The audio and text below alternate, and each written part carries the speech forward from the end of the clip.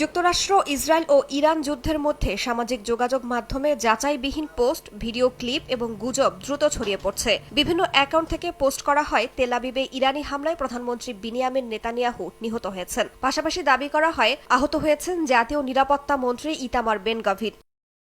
ইরানের আধা সরকারি সংবাদ মাধ্যম তাসনিম নিউজও ইসরায়েলের প্রধানমন্ত্রী বিনিয়ামিন নেতানিয়াহু তেহরানের ক্ষেপণাস্ত্রের আঘাতে নিহতের খবর প্রকাশ করেছে। প্রতিবেদনে সাবেক মার্কিন গোয়েন্দা কর্মকর্তা স্কট রিটারের এক্স পোস্টের বরাত ছাড়া আর কোনো প্রমাণ হাজির করা হয়নি।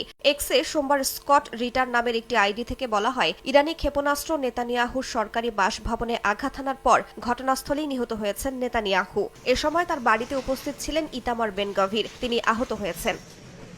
এর আগে 2 মার্চ কয়েকটি ইরানি সংবাদ মাধ্যম তাদের প্রতিবেদনে দাবি করেছিল, ইরানি ক্ষেপণাস্ত্রের আঘাতে ইসরায়েলের প্রধানমন্ত্রীর দফতর ধ্বংস হয়ে গেছে এবং তিনি নিহত হয়েছেন। পরে চীনা সংবাদ মাধ্যম সিনহুয়া সহ একাধিক সংবাদ মাধ্যমের প্রতিবেদনে বলা হয়, নেতানিয়াহুর দফতরে ক্ষেপণাস্ত্র হামলার তথ্য নিছকই গুজব। নেতানিয়াহুর ভাই ইদ্দো নেতানিয়াহুর মৃত্যু নিয়েও নানা গুজব ছড়িয়েছে। ইরানের ক্ষেপণাস্ত্র হামলায় ইদ্দো নেতানিয়াহু নিহত হয়েছেন বলে দাবি করা হয়, যদিও ইসরায়েলের প্রধানমন্ত্রীর দফতর থেকে এ ব্যাপারে এখনও আনুষ্ঠানিকভাবে কিছু বলা হয়নি। প্রধানমন্ত্রীর দফতরের রেকর্ড বলছে, নেতানিয়াহুর নামে সবশেষ বিবৃতিটি দেয়া হয়েছিল গত 7 মার্চ। সেদিন ইসরায়েলের বীরশেবা এলাকায় ইরানি ক্ষেপণাস্ত্রের আঘাতে আহত কয়েকজনকে দেখতে গিয়েছিলেন বিনিয়ামিন নেতানিয়াহু। রাইসা জান্নাত, সময় সংবাদ।